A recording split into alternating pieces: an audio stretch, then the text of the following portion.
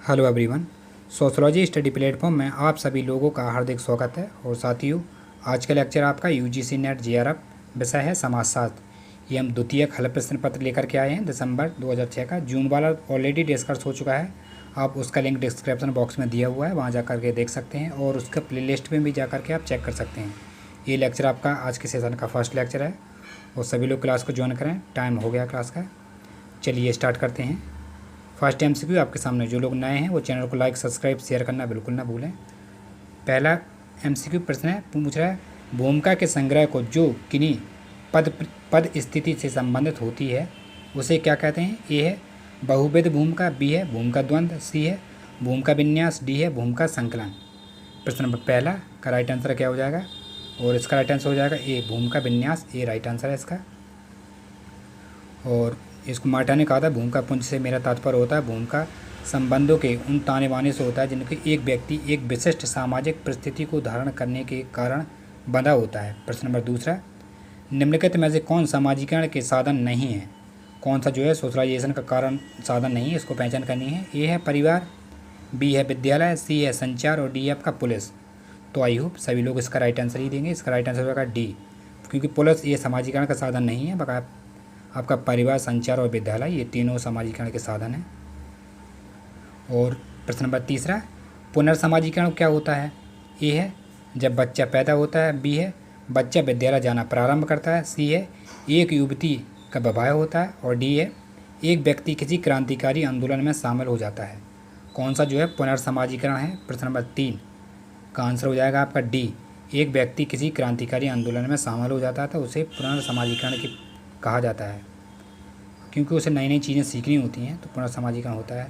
और नेक्स्ट प्रश्न आपके सामने ये देखिए कोट लेखन दिया हुआ है और आपके समाजशास्त्री हैं, अवधारणाएँ हैं और समाजशास्त्री। ये प्रश्न नंबर चौथा है, पहला सांस्कृतिक विलंबना की बात करें तो ये किसने दी थी। सांस्कृतिक पिछड़न किसने की थी, ये आपकी दी थी।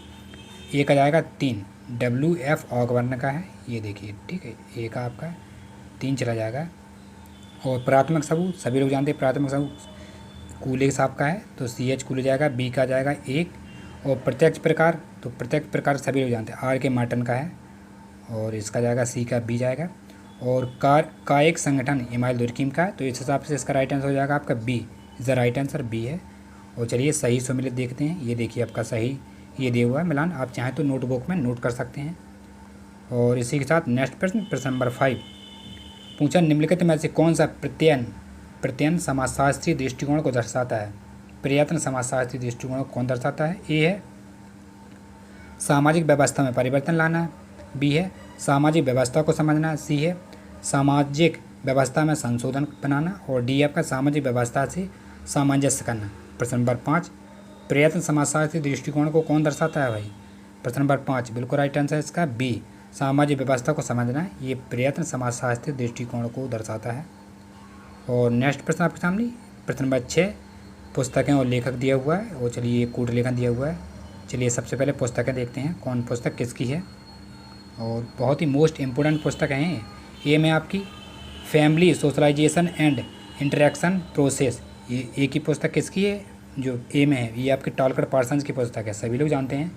तो ए का 3 जाएगा आपका, ए का 3 चला गया, टॉलकर पार्सन्स हो गया। और बी में आपकी word revolution and family pattern, ये विलियम जे गुडे की है, तो बी का आपका ए जाएगा। और सी पुस्तक है family and kinship in East London, देखिए कितनी मोस्ट इम्पोर्टेंट पुस्तक है ये आपकी जाएगा किसका, सी का जाएगा 4 यंग एवं बेलमोट।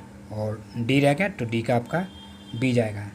डी में क्या है फैमिली एंड सोशल नेटवर्क, ये आपके एजिल बेथ बॉट की पुस्तक है। तो इस हिसाब से इसका राइट आंसर क्या हो जाएगा ABCD, इधर कूट लेखन दिया हुआ है, उधर आपको सही मिलान दिया हुआ है, सबसे पहले आंसर जाएगा इसका सी, ठीक है। और चलिए सही मिलान देखते हैं। और ये देखिए आपके पुस्तक और लेखक का सही मिलान इधर दिया हुआ है, चाहे तो इसका स्क्रीनशॉट ले सकते हैं, आप अपनी नोटबुक में नोट भी कर सकते हैं। नेक्स्ट प्रश्न नंबर 7 स्क्रीन पर पूछा, निम्नलिखित में से कौन समाज की प्रकारात्मक आवश्यकता नहीं है। कौन सी जो है समाज की प्रकारात्मक आवश्यकता नहीं है। ए है पर्यावरण में अनुकूलन, बी है लक्ष्य प्राप्ति, सी है प्रतिमान अनुरक्षा तथा तनाव प्रबंधन और डी है सामाजिक वियोजन। कौन समाज की प्रकार्यात्मक आवश्यकता नहीं है। प्रश्न नंबर 7 आपका राइट आंसर क्या हो जाएगा इसका? बिल्कुल सामाजिक वियोजन, ये राइट आंसर है डी, ये नहीं है इसकी। और लक्ष्य प्राप्ति, अनुकूलन, ये एकीकरण तथा प्रतिमान अनुरक्षण, ये आपकी हैंगे। और इसी के साथ प्रश्न नंबर 8, ये देखिए आपका विवाह के प्रकार हैं और इधर समुदाय दिए हैं। पहला ए क्रॉस कनज, ये क्रॉस कनज दक्षिण भारत में पाया जाता है विवाह। क्रॉस कनज के बाद दक्षिण भारत में आपका एक आ जाएगा सीधा सीधा सी, 3 जाएगा। और बी में है पैरेलल कनज, ये पैरेलल कनज कहाँ पाया जाता है? ये मुसलमानों में पाया जाता है, तो दूसरा बी का जाएगा ए में। और बहुपति विवाह, ये देखिए बहुपति विवाह कहाँ है? नीलगिरी पहाड़ी के टोडा जनजाति में पाया जाता है, तो आपका सी का जाएगा 4 में। ये देखिए सी का 4 चला गया। और अनुलोम विवाह, ये सभी 2 जातियाँ होती हैं अनुलोम विवाह। तो इस हिसाब से इसका राइट आंसर प्रश्न नंबर 8 का क्या हो जाएगा? बिल्कुल राइट आंसर इसका बी हो जाएगा, राइट आंसर बी है।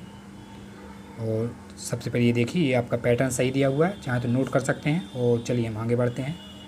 प्रश्न नंबर 9 स्क्रीन पर, एम एन श्रीनिवास के अनुसार प्रभु जाति को कौन सी स्थिति उपलब्ध होती है? ए है उपलब्ध होती है, कौन सी स्थिति है? ए है संख्या की ताकत, बी है आर्थिक शक्ति, सी है नैतिक शक्ति, और डी है आर्थिक, नैतिक एवं विधि विधान का समर्थन। प्रश्न नंबर 9 आपके सामने स्क्रीन पर है और इसका राइट आंसर क्या हो जाएगा प्रश्न नंबर 9 का?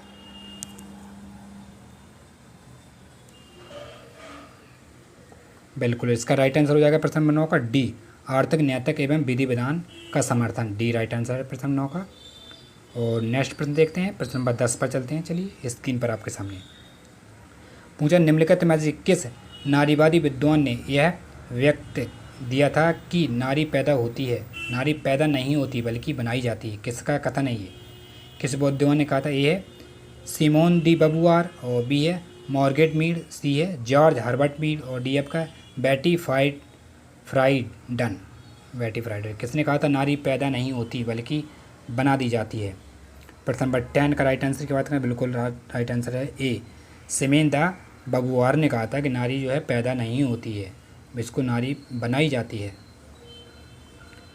और नेक्स्ट प्रश्न, प्रश्न नंबर 11 आपके सामने स्क्रीन पर पूछा, सामाजिक परिवर्तन के कारकों में सम्मिलित है? ए है विज्ञान और प्रौद्योगिकी, दूसरा है विचारों और सिद्धांत, और तीसरा है संस्कृति और शिक्षा, और चौथा है उद्विकास और प्रगति। सही मेल को कोड दिया हुआ देखना है। ए में है पहला और दूसरा, बी में आपका दूसरा और तीसरा, सी में है पहला दूसरा तीसरा, और डी में है पहला दूसरा तीसरा और चौथा। प्रश्न नंबर 11 का राइट आंसर क्या हो जाएगा? बिल्कुल राइट आंसर आपका डी, चारों राइट आंसर है। सामाजिक परिवर्तन के सम्मिलित चारों कारण सम्मिलित हैं, इसलिए आपका D is the right answer. A B C D, ये किंग्सली डेविस के अनुसार है कथन।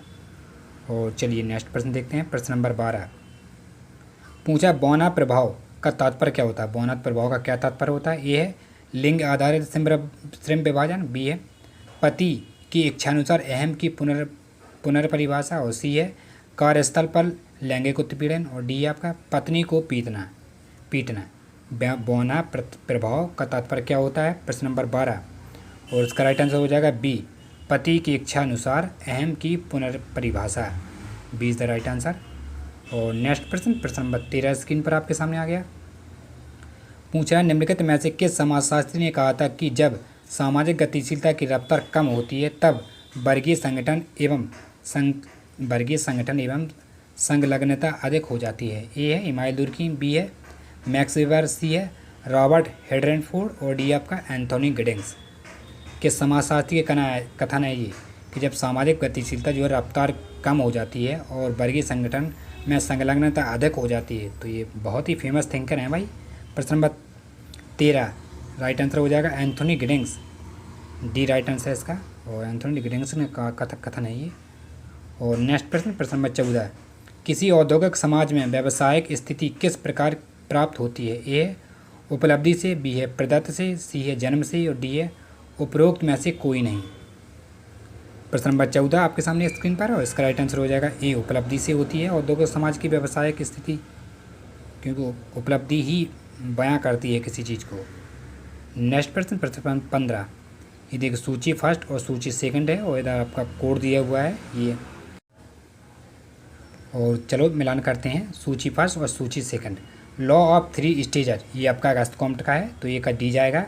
और समाजीकरण का सिद्धांत किसने दिया था? मैक्स वेबर ने दिया था, बी का जाएगा आपका 3 जाएगा। और यांत्रिक और सामयाबी एकता ये आपका इमाल दुर्खीम का है। और उद्विकास का सिद्धांत सभी लोग जानते हैं, हार्बर्ट स्पेंसर। तो इस हिसाब से इसका राइट आंसर हो जाएगा आपका A. Is the right answer A होगा। ठीक है, ये सही मिलान दिया हुआ देख सकते हैं आप। और नेक्स्ट प्रश्न आ गया, प्रश्न नंबर 16। पूछा है स्तरीकरण में सामाजिक प्रतिरूप होता है क्योंकि यह प्रत्येक पीढ़ी को नए सिरे से मूल्यों से अवगत करवाता होता है। और बी है मूल्य एवं स्वीकृति सामाजिक व्यवस्था को बनाए रखते हैं। सी है राजनीतिक, धार्मिक, आर्थिक एवं शैक्षणिक संस्थान प्रभावित होते हैं। डी है उपयुक्त सभी। प्रश्न नंबर 16 आपके सामने प्रश्न और इसका राइट आंसर हो जाएगा बिल्कुल उपयुक्त सभी। तीनों राइट आंसर है, ए, बी और सी, इसलिए आपका D is the right answer है, डी। और नेक्स्ट प्रश्न, प्रश्न नंबर 17। ये देखिए कथन और लेखक आपके दिए हुए हैं, इधर कोड दिया हुआ है। चलिए सबसे पहले कथन और लेखक को ही विचार को सही सुमिलित करते हैं, कहाँ किसको बैठाना है। चलिए सबसे पहले देखते हैं, ए में आपका जाएगा सामाजिक संरचना अपने आप में एक वास्तविक है। ये किसका कथन है? ये आपका कथन है एस एफ नाडेल का। एस एफ नाडेल कहाँ है इसमें? तो ए का जाएगा आपका सीधा सीधा 4 में। ठीक है, ये रहा है आपके 4 में। बी में आपके सामाजिक संरचना वास्तविकता के पीछे एक तर्क है। ये भाई किसने कहा था? ये आपका लेवी स्ट्रॉक्स ने कहा था, सभी लोग जानते हैं। तो बी का सीधा सीधा आपका ए में दिख रहा है, तो बी का जाएगा पहले में जाएगा। और सी में सामाजिक संरचना सामाजिक अंतःक्रिया की एक स्थायी व्यवस्था है। ये किसका कथन है? ये आपका टॉलकर पारसंत का है, तो सी का जाएगा बी। सी का आपका दूसरे में जाएगा। और डी में रहेगा तो डी का सीधा रेडक्लिफ ब्राउन ही जाएगा। चलिए हिसाब से आपका कोड देखते हैं, क्या कोड में बयां करता है आंसर कर रहा है, राइट आंसर शो कर रहा है, तो इसलिए राइट आंसर आपका सही हो जाएगा। ये सही मिलान ये दिया हुआ है, आप चाहें तो नोट कर सकते हैं। और चलिए हम आगे बढ़ते हैं। प्रश्न नंबर 18 स्क्रीन पर पूछा निम्नलिखित में से संभावित निर्देशन के शोध प्रारूप का किस से संकेत मिलता है? ए है अंश निर्देशन, बी है स्नोबॉल निर्देशन, और सी आपका संगुच्छित निर्देशन, और डी है उद्देश्यपूर्ण निर्देशन। संभाविता निर्देशन शोध के प्रारूप का किस से संकेत मिलता है? प्रश्न नंबर आपका 18 स्क्रीन पर है और इसका राइट आंसर हो जाएगा सी, संगुच्छित निर्देशन। सी इज द राइट आंसर है। और चलिए नेक्स्ट प्रश्न में बढ़ाते हैं। प्रश्न नंबर 19 आपके सामने स्क्रीन पर पूछा निम्नलिखित में से किसने समाजशास्त्र में विश्लेषण की एक विधि को प्रकारात्मक का नाम दिया है? ए है नाडेल, बी है लेवी स्ट्रॉक्स, और सी आपका दुर्खीम, डी है पेरेटो। प्रश्न नंबर 19 आपके सामने है स्क्रीन पर और इसका राइट आंसर बताएं क्या है। सभी लोग आंसर दें, सभी लोग लिंक को शेयर कर दें भाई, लाइक की संख्या बहुत कम है, क्या बात है, लाइक जरूर करें सेशन को। इसका राइट आंसर हो जाएगा 19 का सी, दुर्खीम साहब की ईमेल दुर्खीम। शेयर करना बहुत ज़रूरी है, लाइक भी करते जाएँ साथ साथ। और नेक्स्ट प्रश्न आपके सामने 20 पूछा निम्नलिखित में से कौन एक शोध अभिकल्प का कार्य नहीं है? ए है यह शोधकर्ता को सामाजिक प्रश्नों के अध्ययन की रूपरेखा प्रदान करता है, बी है यह शोध कार्य का क्षेत्र निर्धारित करता है, सी है यह अध्ययन संदर्भ से बाहरी शोध परिणामों की व्याख्या में मदद करता है, और डी है यह शोधकर्ता को अध्ययन के कार्यान्वयन में आने वाली संभावित समस्याओं के पूर्वानुमान की शक्ति देता है। प्रश्न नंबर 20 आपके सामने है 20 का राइट आंसर हो जाएगा आपका सी, यह अध्ययन संदर्भ के बाहरी शोध परिणामों की व्याख्या में मदद करता है, सी इज़ द राइट आंसर। और नेक्स्ट प्रश्न आपके सामने 21 निम्नलिखित में से कौन संरचनात्मक प्रकारवादी नहीं है? ये देखिए कौन सा संरचनात्मक प्रकारवादी नेता नहीं है? ए है इमाल दुर्खीम, बी है रेडक्लिफ ब्राउन, सी है पार्सन, और डी है मेरिनोवस्की।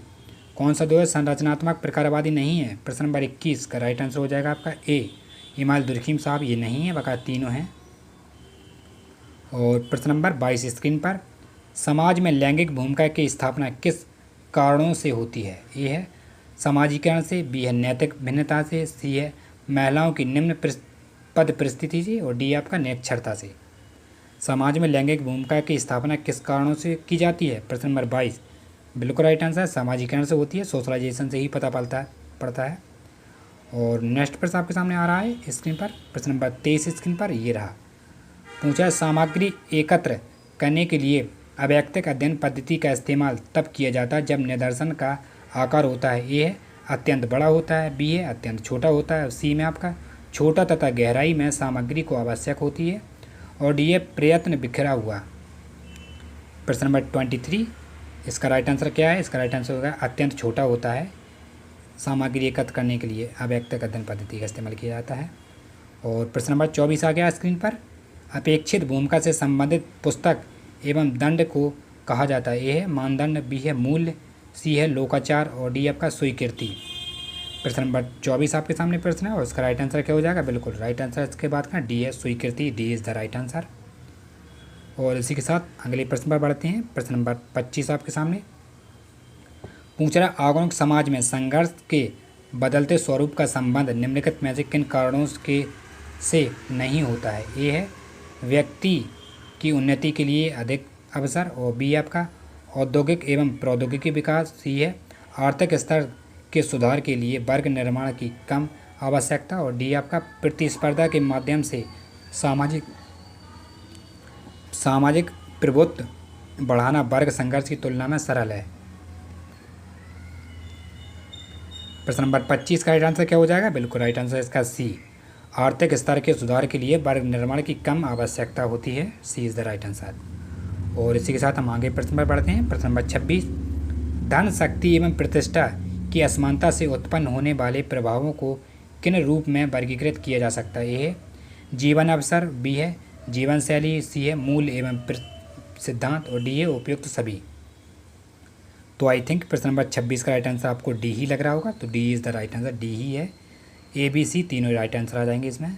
और नेक्स्ट प्रश्न पर बढ़ते हैं। प्रश्न नंबर 27 देखते हैं, स्क्रीन पर आ गया। कथन और कारण का है। कथन कहता है शोधकर्ता जो प्रश्नावलियों का उपयोग करते हैं, जो रिसर्च स्कॉलर होते हैं वह प्रश्नावलियों का उपयोग करते हैं, वे इन्हें अनुपातता लोगों की ज़्यादा गिनती से संबोधित भारी मात्रा में सामग्री जुटाने के लिए इन्हें तुलनात्मक दृष्टि से सस्ता, तेज एवं प्रभावशाली ढंग मानते हैं। और तर्क क्या कह रहा है?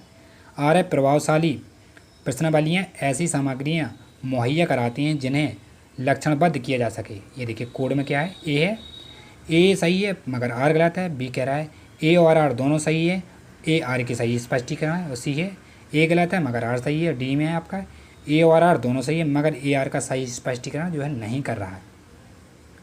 तो आई थिंक राइट आंसर बताया प्रश्न नंबर 27 का क्या हो जाएगा? बिल्कुल इसका राइट आंसर हो जाएगा बी, ए कथन आपका और तर्क दोनों राइट आंसर हैं, दोनों स्पष्टीकरण एक दूसरे को बयां कर रहे हैं। और इसी के साथ हम आगे बढ़ते हैं। प्रश्नावली की बात करें तो प्रश्नावली डाक द्वारा भेजी जाती है किसी को, और अनुसूची में खुद ही व्यक्ति को जाना होता है, शोधकर्ता को, रिसर्च स्कॉलर को खुद ही जाना होता है, लेकिन प्रश्नावली भेज सकता है डाक द्वारा। प्रश्न नंबर 28 अभिकथन ए में है अल्पसंख्यक समूह अवसर बहुसंख्यकों के प्रति आवश्यक व्यक्त करता है। तर्क क्या कह रहा है?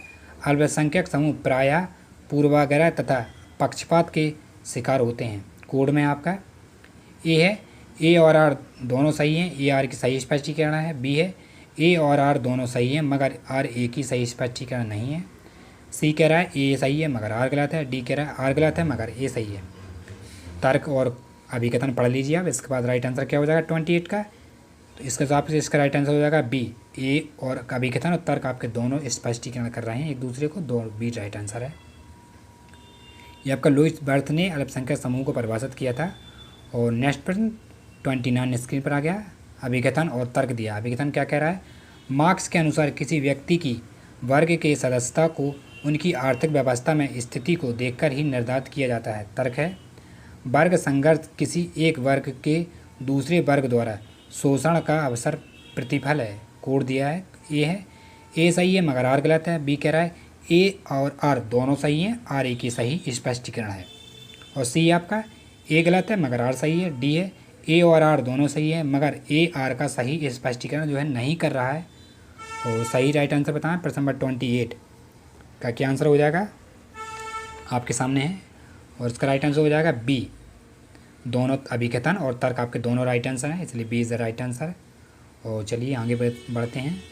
नेक्स्ट प्रश्न आ गया आपके सामने प्रश्न नंबर 30 स्क्रीन पर 30 अभिकथन और ये आपका तर्क वाला है। अभिकथन कहता है प्रकारात्मक समाज को एक व्यवस्था के रूप में देखता है जिसका भाव है कि यह अंतर संबंधित भावों का समूह है जिनके समुच्चय से समग्रता का निर्माण होता है। तर्क है आर में है परिवार एवं धर्म सखीरी संस्थाओं का विश्लेषण एकांकी इकाइयों की बजाय सामाजिक व्यवस्था के अंग के रूप में होता है। अब प्रदत्त कोड दिया हुआ है, सही देखना है कौन सा है।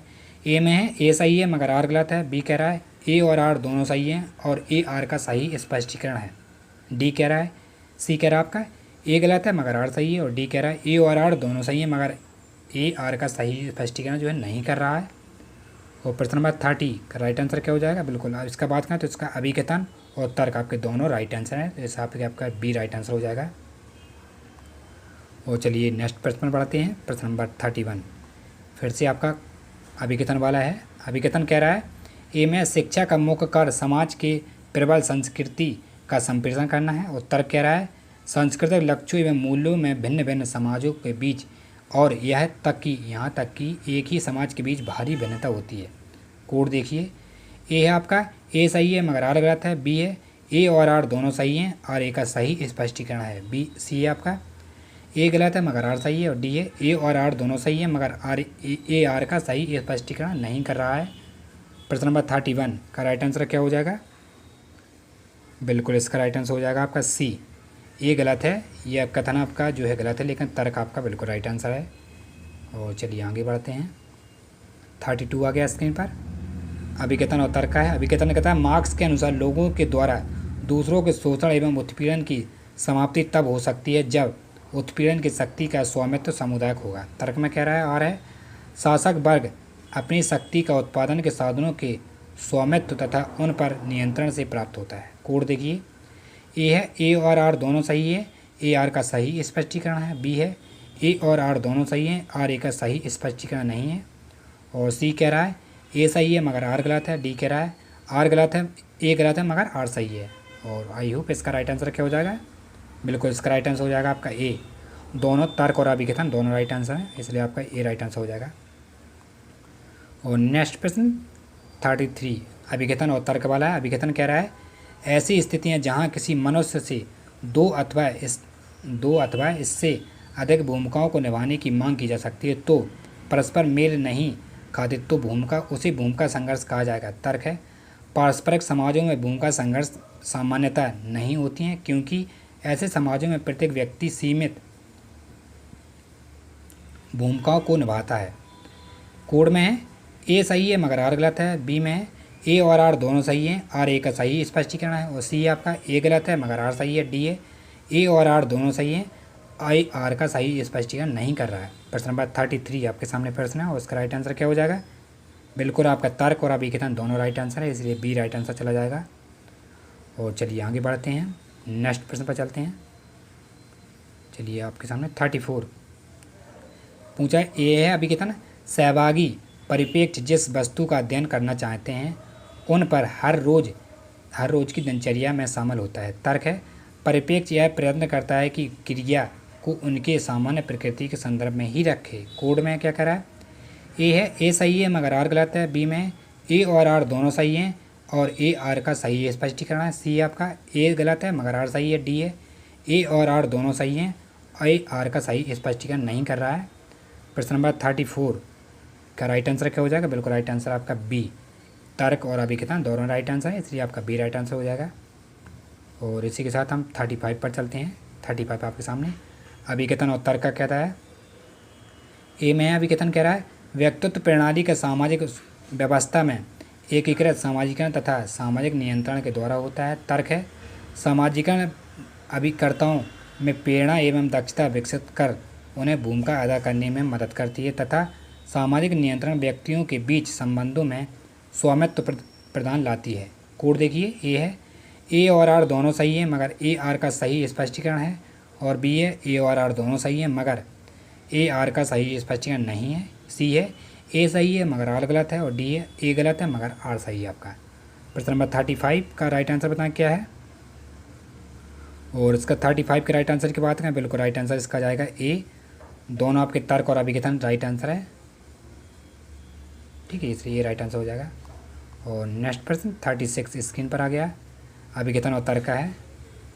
पूछा है निर्जातीयता के विकास में परंपरा का पुनर्निर्माण एक महत्वपूर्ण भूमिका है। तर्क है परंपरा के पुनर्निर्माण में इस्तेमाल राष्ट्र निर्माण तथा आर्थिक विकास के औजार के रूप में किया जाता है। कोड दिया हुआ है, ए है ए सही है मगर आर गलत है। बी है ए और आर दोनों सही है और ए आर की सही स्पष्टीकरण नहीं है।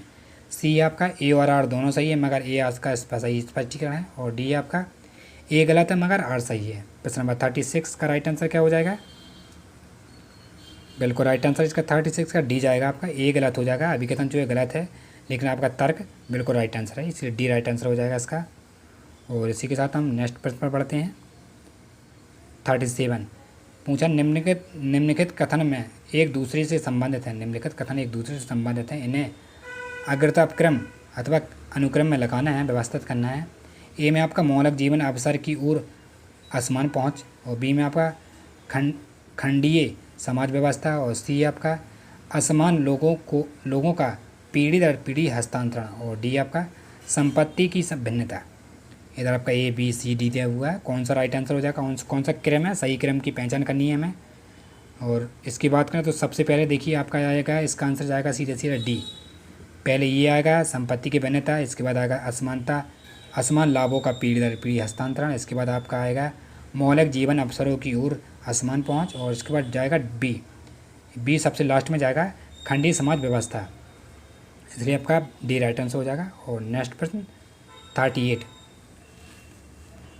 पूछा, प्रकारवादी के क्षेत्र में असंगदान देने वाले निम्नलिखित में से चिंतकों को कालानुक्रम सही क्रम में चिन्हित करना है। प्रकारवादी क्षेत्र के ए में Parsons Merton Durkheim Spencer, B में आपके मार्टन दुर्कीम स्पेंसर पार्सन्स, और सी है पार्सन्स स्पेंसर दुर्कीम मार्टन, और डी आपका स्पेंसर दुर्कीम पार्सन्स और मार्टन।